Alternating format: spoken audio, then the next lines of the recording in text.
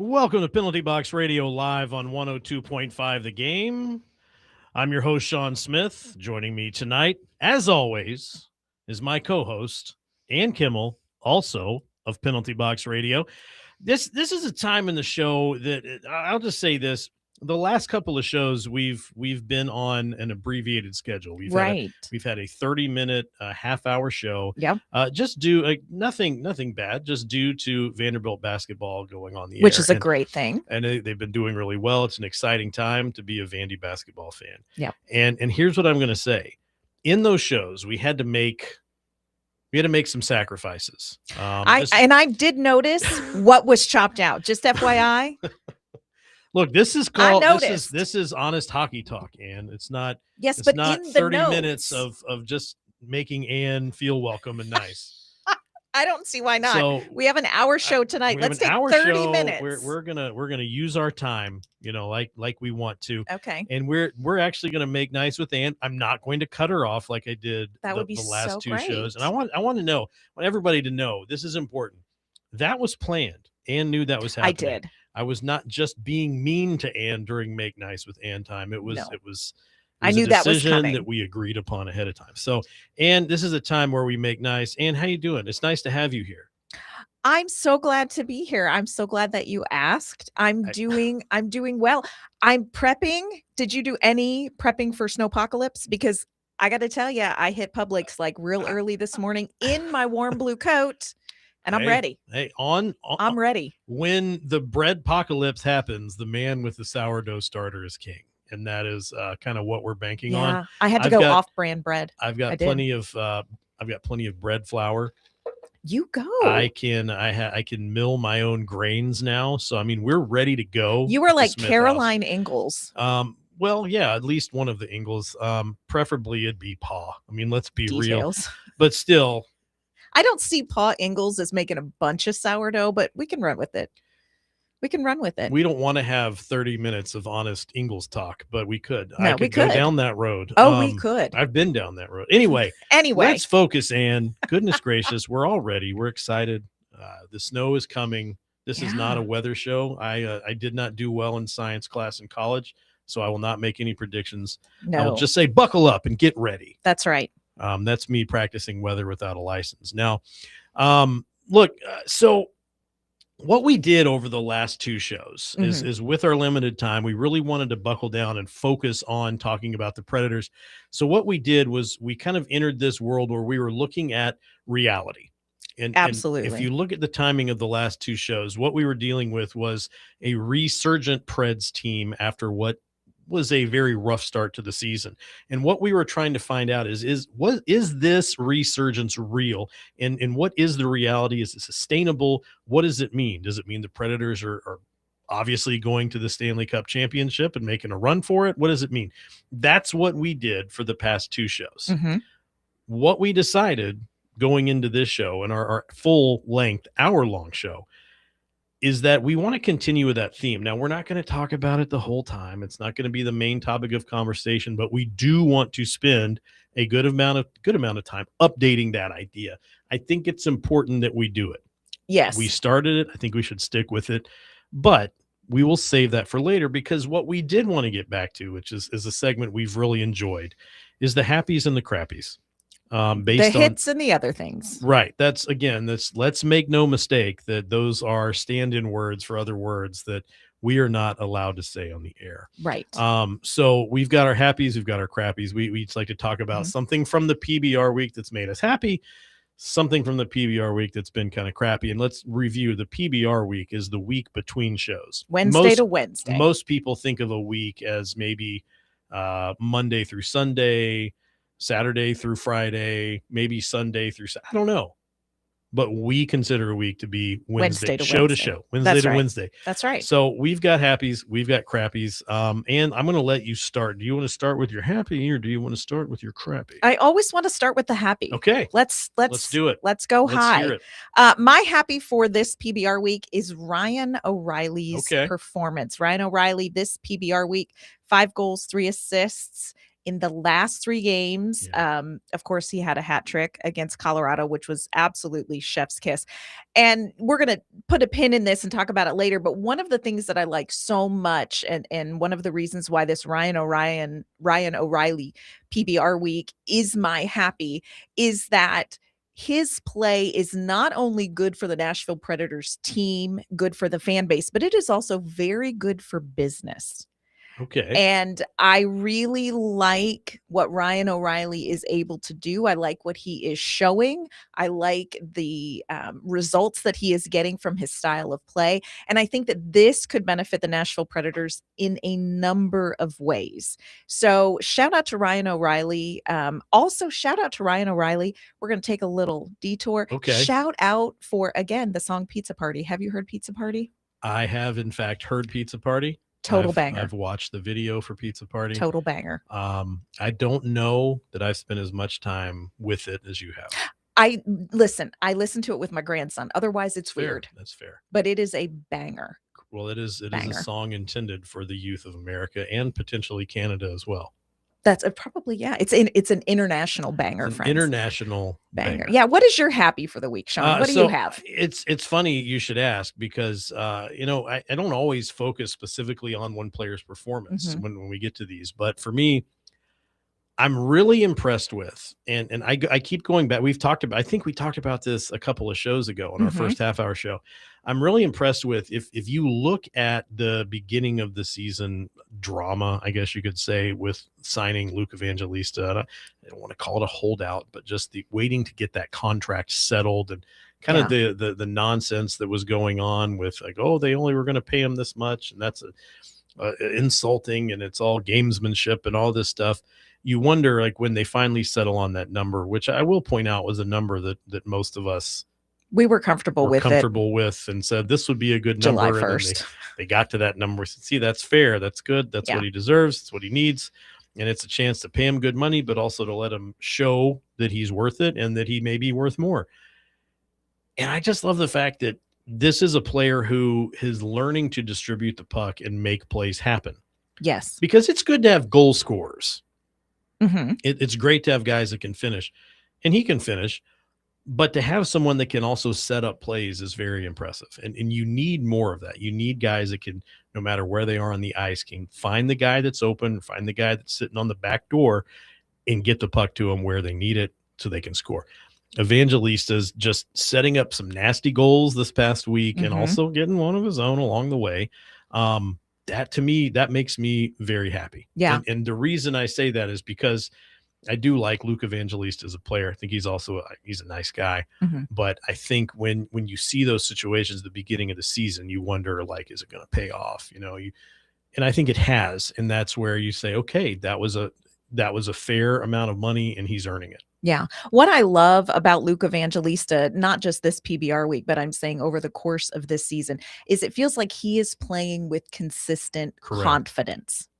And before, you would see glimpses of this as his potential, and then he would maybe have some games where his confidence was shaken. But I think his play has been very consistent, but I love that his confidence has been pretty consistent on the ice. And when you are at the point that Luke is at in his NHL career, that is what you want to start seeing. That's like a step of maturity in your NHL career. So I like the confidence with which you see him playing this season. It's been really, really good. And the results, not too shabby this week. And I'll say too, I remember not this Christmas, but the previous Christmas, being down in the locker room after a practice or something, and comment being made, not to me or to anyone in the media, but just guys talking about their New Year's resolutions.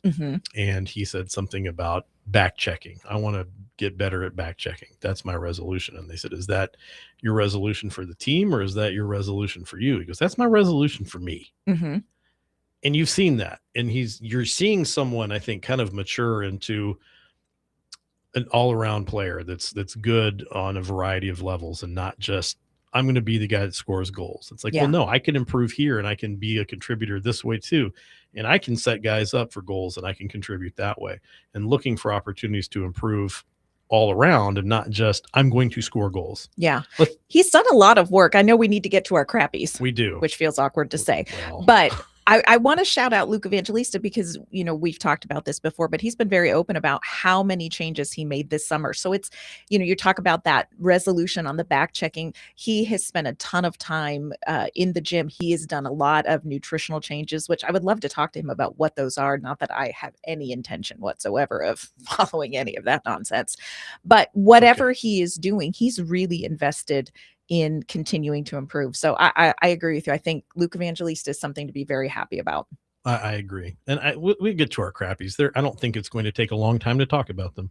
No, I think I'm guessing they're probably pretty much the same. Why don't you go ahead and tell me yours? And if mine's any different, I'll just add it in there at the end. Okay. So my crappy for this week is segments. We had a good win the week for the Nashville Predators, but for me, there were crappy segments from late in the second period of the Las Vegas game through the first period against Buffalo.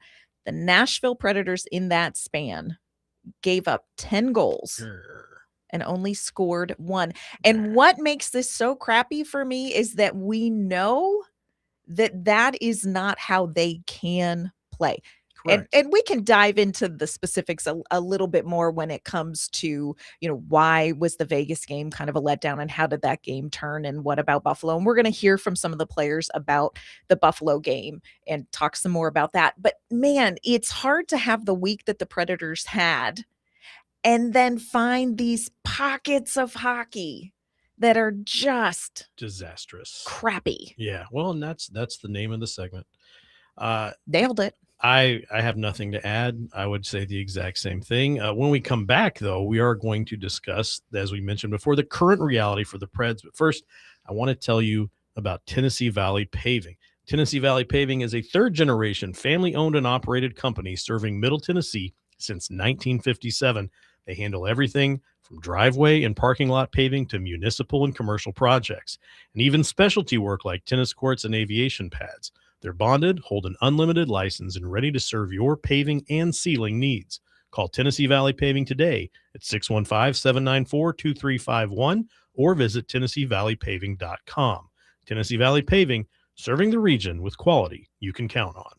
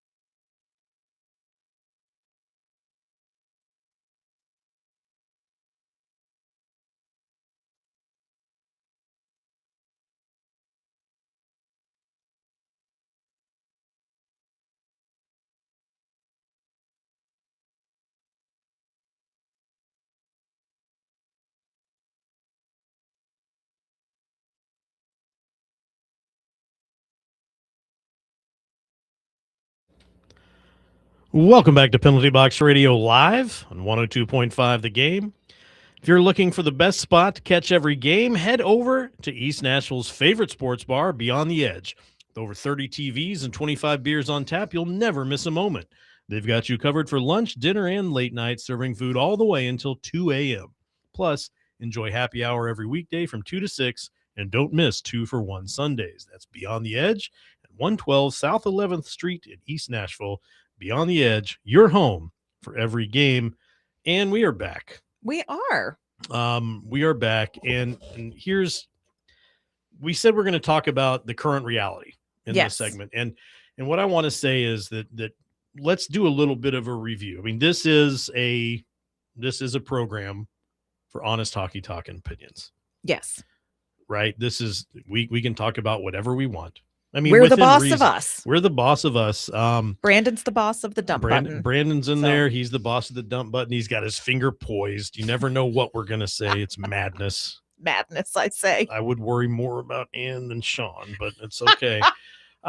So here's what we found. Okay, let's review. Mm-hmm. The Preds are not playing the way they played at the beginning of the season. Their early season performance seemed to indicate that this was a very bad team. However, what we're finding is that is not true. Mm-hmm. This is not a very bad team. Surging players like Stamkos and, as we mentioned before, Ryan O'Reilly, even Luke Evangelista are bolstering this team's efforts as we expected they should. I mean, these are guys that you would expect to step up and play big roles. Another thing driving the resurgence, I guess you could say, in success is the return of Roman Josi. I don't think you can really underestimate that's a big one. How big of a contribution he makes to this team. Yes. And I think too, what we kind of settled on is that this is a team, despite the resurgence, that will either barely squeak into the last wild card spot or miss the playoffs entirely. Now that probably sounded shocking a couple of weeks ago when it seemed like they were on fire. Right. I think people would feel like you are underselling. Right. Underselling, Sean. But we're being honest. That's honest hockey talk. It's honest hockey talk and opinions right here on Penalty Box Radio. But here's the thing. We've been looking at a few different factors with this to try to kind of just get a read on things, because I'll start off by saying the Preds have dug themselves a pretty deep hole at the beginning of the season. Mm-hmm. Those holes are very hard to dig out of. And when we get to one of these numbers here in a minute, you're going to say, that's a really small number, Sean. And I'll say, yeah, but not really. Mm-hmm. It's bigger than you think. So one of the things we've looked at is the very major disparity between the teams sitting on top in the Central Division. Absolutely. Versus the rest of the Western Conference in general. If you did squeak into that last wild card spot and you make it into the playoffs, you are going to have to play a juggernaut team. Yes. Any of the three teams in the top of the Western Conference right now are absolute serious contenders. We're talking serious contenders. Like it is bad news if you're pulling Colorado, Dallas, Minnesota. Yes. I mean, even Vegas, which you'd think like, well, they're fourth. Yeah, but I mean, that's how good the rest of the teams in the Central Division are, is that the top three in the West, you've got all Central Division teams. Yeah. Very, very good. And then you drop down to fourth and you're like, Vegas isn't. Yeah, they're pretty rough too. Not rough in a bad way. It's going to be hard to keep up with. It would be a tough playoff matchup. Yes. So, here's the thing. The other absolutely meaningless stat that I've been looking at, and I want to bring what might be a very narrow view of the team into a bigger picture view. And I've been comparing the Predators' point total to the teams in the Eastern Conference, where I believe there's a lot more parity from top to bottom, as opposed to this wildly, big swing from first place in the Western Conference to last place in the Western Conference. When we first started looking at that, and this was after the Preds were surging, the Preds were, I believe, they still would have been last in the Eastern Conference. Correct. And you're like, all of this success, all of this improvement, all of these wins, and Eastern Conference, they would have been the last place team. Now, when we looked last week, they had improved. Mhm. Now, I'm going to say this, and it's going to sound like, well, you're saying they haven't improved, but I believe this is a big improvement. They would have been 13th in the East out Mhm. of 17 teams because we've added one, right? The Preds. But they were maybe 1 point out of the wild card spot at that point. I don't remember Yeah. exactly. And They so, could spit and hit it. right, they were close. They were close. And They are close. They are close. They are close. And some people might say to me, Sean, look, that's a meaningless stat, right? You're talking about where they would be placed in the Eastern Conference. That doesn't mean anything. Well, people still use plus minus, which is a hoax and in some ways. I can make up my own stats and say whatever I want. That's the honest right? talk This and is opinion. This But is it's our true. radio show, and we'll make up our stats. We don't. But I mean, that's Yeah. again, people might say that doesn't make any sense. Well, but again, I want you to look at the bigger picture. It's the perspective of a 32 team league. And where do the Correct. Nashville Predators fall in the big picture of a 32 team league? Because what you're seeing in the Western Conference right now is not typical. No. This is a very atypical season in the Western Conference for two reasons. One, you mentioned the absolute dominance of Crazy. the teams at the top of the Western Conference. But second, how close and how many teams are vying for a wild card position and who are very realistically right within that shot. And Yeah. and already at this point, teams are watching. They're counting points. They're watching other teams. They're watching the rankings. I talked to two different players in the locker room this week and said, hey, do you check the rankings? And they said the beginning of the season, never. No. When we started winning, I peek Absolutely. at them. I look at them. And you go, I'm just looking at the standings right now. Western Conference, Colorado, first place, 76 points. Insane. Vancouver, last place, 37 points. And you're like, that's a pretty big swing. Well, let's talk about this. Tampa Bay, number one in the East, 66 points. Mm-hmm. Last place, 48 points. That's not even a 20-point difference. Yeah. Versus, I mean, just monstrous differences here, like almost double the points or more than double the points of the last place. It's a huge disparity there, which you're not seeing in the Eastern Conference. I think it's fair to look at that. Yeah. And I think the good thing is, if you look at the past PBR week, one of the things that we've said is like, well, they're having success, but how are they going to fare against some of these stronger teams? When you see that win against Colorado, you say to yourself, oh, hello. Well, look at that. It looks like this little team from Nashville can hang with the big dogs. With the big dogs. Yeah. And you feel good. And it does make you feel good. And here's what I will say before you finish your statement, because I think I know the road you're going on. But I do want to say, I think that the Predators should feel very good about the win over the Avs, because I don't think that they tripped and fell into it. Right. And it was funny. I watched the post game with Jared Bednar, who is a coach I respect tremendously. I think he's a fantastic coach. But it was interesting in his presser. He said, I didn't like anything about that game. And it almost came off like, man, the Colorado Avalanche just weren't there. They didn't show up. And I think we need to be careful and give credit where credit is due, because Nashville, scored the most goals against Colorado of any team at all this season. They were the first team to beat them in regulation on home ice, which is a huge thing. But the numbers were very close. And what was most remarkable to me is that Nashville was able to seize momentum when there were pockets where they could. But as impressive to me was that they were able to withstand the push from Colorado when Colorado was driving that game. This was not a game where Colorado didn't show up and Nashville whooped their way into the win. This was a solid win. And a lot of things went into that. Having said that, and feeling good about what fans got to see from that win against Colorado, you might say, push for the postseason. You know what? You get that second wild card spot. We can beat Colorado. Anything can happen. You get into playoffs, anything can happen. And I got to tell you, that's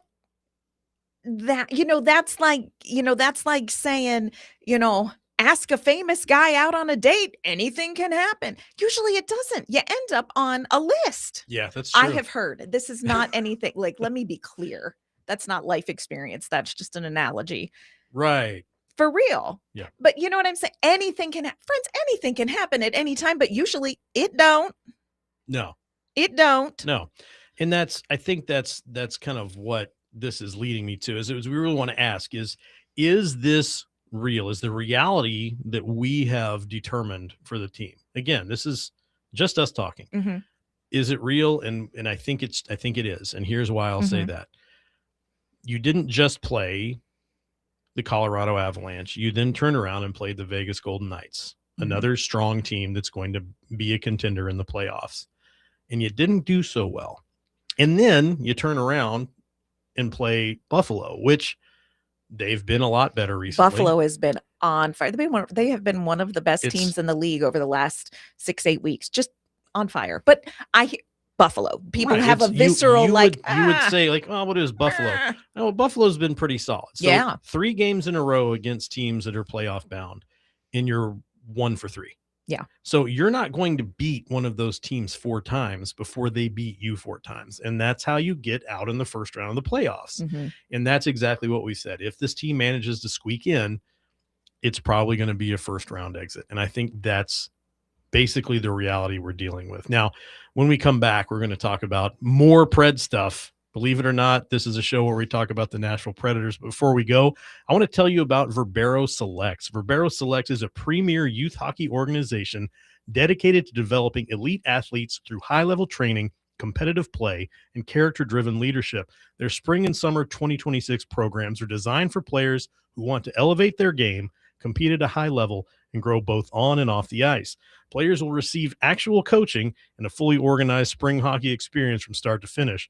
They honor the traditions of the game while building athletes defined not just by skill, but by discipline, toughness, purpose, and leadership. Verbero Selects will compete in elite tournaments this spring and summer, including events in Nashville and Denver, with flexible registration options available. Each registered player receives a complete uniform package, including a jersey, socks, pant shell, and performance t-shirt. For full schedules, age groups, pricing options, and registration details, visit verberoselects.com. That's VERBERO selects.com.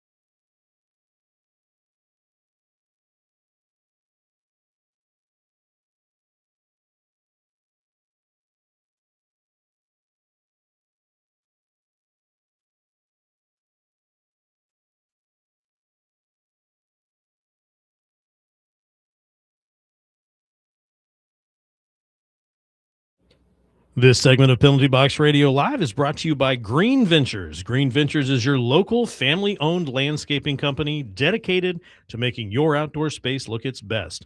From lawn care and seasonal cleanups to full landscape design, they bring the tools, the team, and the know-how to get the job done right. Whether it's your home, your business, or your neighborhood, Green Ventures keeps Middle Tennessee green and growing. Head over to greenventureslandscaping.com today and let Green Ventures bring your yard to life. Now, I'm going to say this coming back into the segment. Mm-hmm. After we went off for commercials, Ann said, I've got more I want to say. She said, but cut me off after 2 minutes. Is that how I said it? Cut me off after 2 minutes. Is that how that went? Everything's open to interpretation. There you go. But what you said was, don't let me go on too long. And what I said was, do you want 1 minute or 2 minutes? And you said, don't make me choose. I don't feel like making big decisions so like that. I gave her 2 minutes. And look, this was just sitting on the desk. It's a 1 minute timer. I think it says 1M. It says 1M. Which it's either like a reject 3M product or we're measuring, I'm assuming minutes, not meters. I don't know how you measure meters. Miles. But whatever. So I'm going to flip this over. And then when it's empty, I'm gonna flip it over again, and then when it's empty again, you're done. I should be done before 2 minutes, No, but I'm go starting ahead. It right now. Okay, here we go. So we ended last segment talking about the Nashville Predators and where that they would fall if you are in that first wild card spot. The bottom line is whoever lands in these wild card spots in the Western Conference, you are going to play very good teams, high quality teams, serious cup contending teams. And so you wrestle with, and this is something I'm sure Barry Trotz wrestles with, what do you do as Nashville right now? Because you are in this nebulous space of you are a team that could make it into that wild card spot. And I know people say get into the postseason, anything can happen. But friends, 9 times out of 10, that anything doesn't happen. I want to say this, and I want to shout out the way that the Predators play, because here's what I will say if they make it into the postseason. Did you just flip that? No, Am I on my two? I thought about it. It felt like you flipped it. I'm about to. Okay. What I will say is this. I think he's flipping it. I got to rush. I think that Nashville, if they make it into the postseason, whoever they play, whether it is the Avalanche, the Stars, whoever, these top teams in the Western Conference in the first round, what I will say is that Nashville will wear out whoever they play in the first round. They're going to wear them out. I don't know that they can win. And we said that. And I'm not trying to poop on the party, but I think credit where credit's due. Nashville will wear a team out in the first round. I don't know that they are a team that's going to win and get past that. Again, anything can happen in the playoffs. Usually anything doesn't. So I just want to say that. And again, we go back to, what does Nashville do? Do you make the push for the wild card and give this team a chance to compete and maybe hold on to some players that if Nashville were out of it, you would Vancouver it and you would start trading, your Luke Hughes, and you would trade your Kiefer Sherwood, and you're calling it. Nashville is in the gray area right now. So the next PBR weeks, next PBR weeks will kind of direct what Barry Trotz does.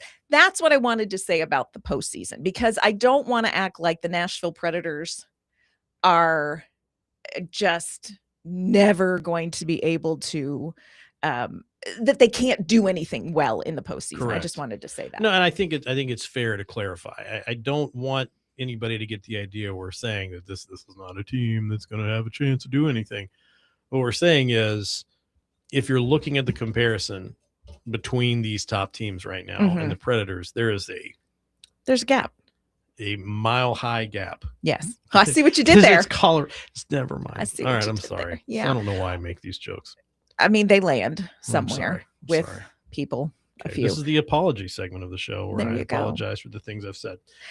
One of the reasons why Nashville is where they are, we've talked about some of the positive reasons why. One of the reasons why Nashville isn't a little further ahead is something that we saw in the Buffalo game, Sean. And I want us to talk about this, and it might feel a little uncomfortable, but let's lean into that. And that is the conversations that we heard post Buffalo about that first period where the Predators went down 3-0. Okay. And the conversation revolved around the team being ready to work. Correct. And Philip Forsberg made some really interesting comments in the post game after the Buffalo loss. And I just want to play that for you and circle back and talk about that. This is what Forsberg had to say.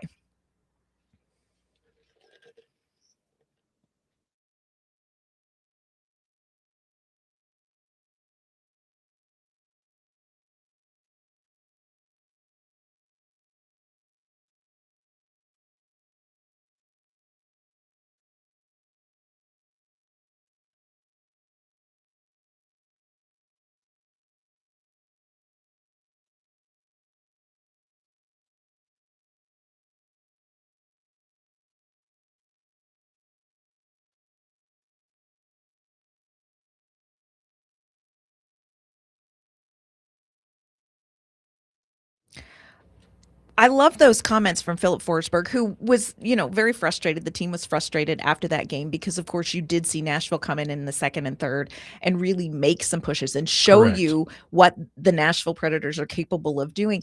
But what is interesting to me, Sean, is that in these games that we have seen, we saw more at the beginning of the season, but every so often we'll see a pocket of this type of play. And what we hear from the coach in the post game, what we have heard from players in post game, we circle around the topic of being ready Correct. to do the work. Right. Being ready to do the work. And my question for you is, where does that stem from? How is it that this team, they know the style of play that they have to play. And friends, it is a very difficult style of play. Sure. It is a demanding style of play. That is just how Nashville is structured. That is how they have to play to win these games. And it is a challenge. But how do you fix that, Sean? That's where I spend a lot of time chewing on this Nashville team. How do you fix that? Because the reality is you don't want to have to get shoved in order to push. Oh, I like that. How is Right? that not a t-shirt? I don't know. I don't know. That's where great. Say that again. You don't want to have to get shoved in order to push. Yes. Yes. I feel like, and look, I'll tell you straight up, I played 1 year of high school baseball, JV. Mhm. Yeah.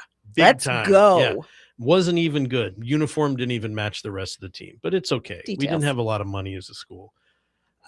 I don't know from a professional or even amateur sports perspective on this, but it's weird when you hear them say we weren't ready Mhm. because this is their job. Now, I will say too, I don't know that me on any given day, you're guaranteed to get 100%. I'm probably not going to be my best at every day. Right. It may just be the best I can give that day, which I still think is pretty good. Mhm. But the reality is, I think, especially to fans hearing that, they're like, well, yeah, they're professional athletes. Why aren't they ready to go? Why do they have to get shoved in order to push? Yes. And so, and you look at, and I don't know, where does that come from? Right. That is the question for me. Where does that come from? Because they know. I mean, this is a team that had a 10-game streak of giving up the first goal of the game. Right. Now, in a lot of those games, they were able to push and get back into the game, but where does it come from? What do they need? Because they know intellectually, and we do have to factor in just the physical factor, and I don't dismiss that, on any given night. Sure. You've got You're dealing with dealing with- strain, you're dealing with right. soreness, you're dealing with Absolutely. I mean, most of these guys carry lingering injuries all season. Right. I'm not saying that I know anything. I'm just saying that you know at the end of the season, you're like, well, this guy played the entirety of the playoffs with a broken leg, and you're like, Right. oh wow, Yeah, his tongue got ripped out Yeah. partway through the season, but he continued. yeah, That's what they do. That's what they do. So But- they deal with that kind of stuff. Right. And so, you understand that. And in an 82-game season, you're just going to lay some eggs. Sure. But when you have games that you are competitive in, you could be competitive in, it is interesting to me. And I wonder, where is the fix for consistently being ready to play, more consistently being ready? Yeah. Being ready to work. And this team, I talked to Michael McCarron this week for an article coming out later on penaltyboxradio.com. And I talked to McCarron about, what was the catalyst for the Predators kind of making this change. And he said, it was a mindset. Nashville traditionally is a team that makes the postseason. And so you come in the next season and you think, hey, we got in last season, we're going to get in again. He said, quote, it's easy, but the regular season is hard. Yeah, You it's have to long. push through some battles, some Sure. mental battles, some physical battles. It's hard to make the playoffs. I think once we realized it was going to be hard, we just dug in. And we see the result of that in these resurgence, the games that they are winning. Right. And it is difficult to get there mentally, but I'm like, man, why is the hitch and the giddy up around being ready to work? And how do you fix that? And I don't have an answer to that, but that's something I'm watching. And Ann, that's the beauty of this segment is we don't have to have an answer, but we're just asking. I know, but I really questions. do existentially want to fix And all the things. I don't think this is unique to the Predators. I think it's this, you see this consistently with a lot of teams, and I think it does come down to mindset. And you do wonder, but I'll tell you something. You know what you don't have to wonder about? Tell me. Good I would like something. Good barbecue, Ann. Come on. And when it comes to barbecue in East Nashville, nothing hits like Drifter's Barbecue. Smoked slow and low, their pulled pork, ribs, and wings bring real smokehouse flavor. And at Drifter's, it's not just about the food, it's the music. They've got live music every night, from Writers' Night on Mondays to Bluegrass Sundays on their covered, heated patio. That sounds pretty good right now. Great food, great music, and the perfect East Nashville vibe. Drift over to Drifter's Barbecue at 1008B Woodland Street in East Nashville. Slow, low, and local.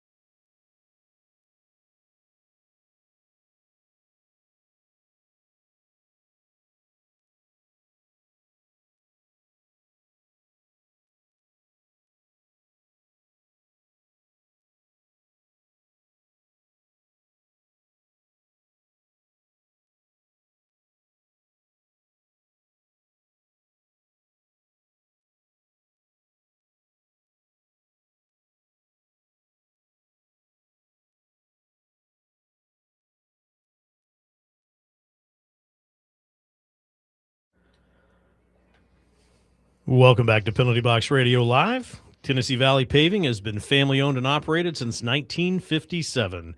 Now in its third generation, from residential driveways to commercial lots, city road work, and specialty paving like tennis courts and aviation pads, they do it all. Plus, they offer sealing to protect your investment. Need paving you can trust? Call 615-794-2351 or visit TennesseeValleyPaving.com. Tennessee Valley Paving, trusted locally, built to last. Now, as we come back into this segment, I decided to give myself. Oh, Yeah, we're gonna. do you need me to hold that timer? Yeah, I'm gonna let you do it. There's a lot of power. I don't want you there. turning it on its side. I know how you people work.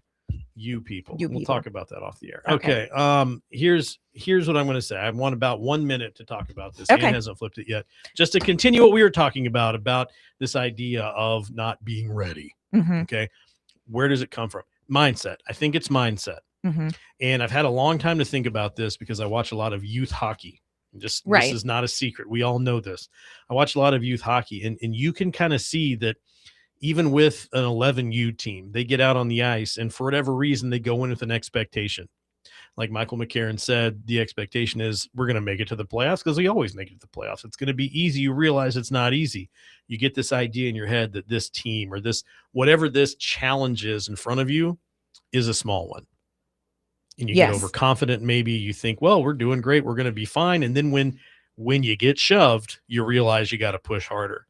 And I think there is that as a team, and not just Nashville, a lot of NHL teams, a lot of 11U hockey teams, when you learn that you have to push first. Yes. And that you should start off pushing. I'm out of time. I'll put it on its side because I feel like you're getting there. Oh, okay. Get there. But when you start pushing, mm-hmm. that means you're forcing the other team to push back. Yes. And you need to be on the offensive from the start and not the defensive. Yes. And I think that's the biggest thing is it is a team matured, like a culture maturing. When the culture matures, when you see some of these teams that never stop pushing, as we've seen in the past where the Predators would get up by 2 goals and turtle breaks. Yeah. Turtle. And then all of a sudden they're like, we just got to defend this and we're going to ride it out and we'll win the game. And then the other team's pushing hard. Like, why are they pushing so hard? Now we only have a 1-goal lead. And again, not just the Predators. This happens all the time. I think it is a sign of the team culture reaching a maturity level where they say, okay, we know how to deal with this. Mm-hmm. And if you look at the team, there's a lot of new players. There's a lot of people new to the organization that are just coming into playing for this team and what it means to play for this team. And I think they're getting there. Yes. I think you learn more about that mindset with success.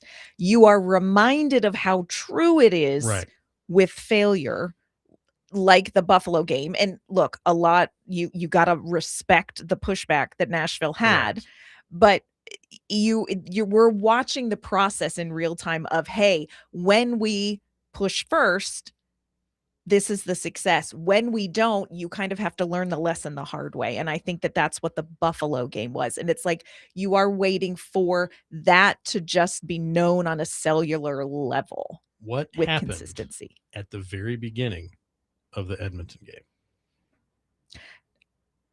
Tell me. Immediate fight. Yeah. Yeah. Oh my. No pretense. Just hey, you're not going to push us around.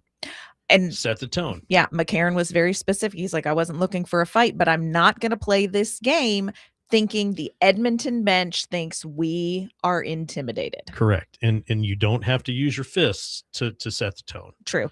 You can skate hard. You can push hard. You can play a close game. You can make the other team uncomfortable from puck drop.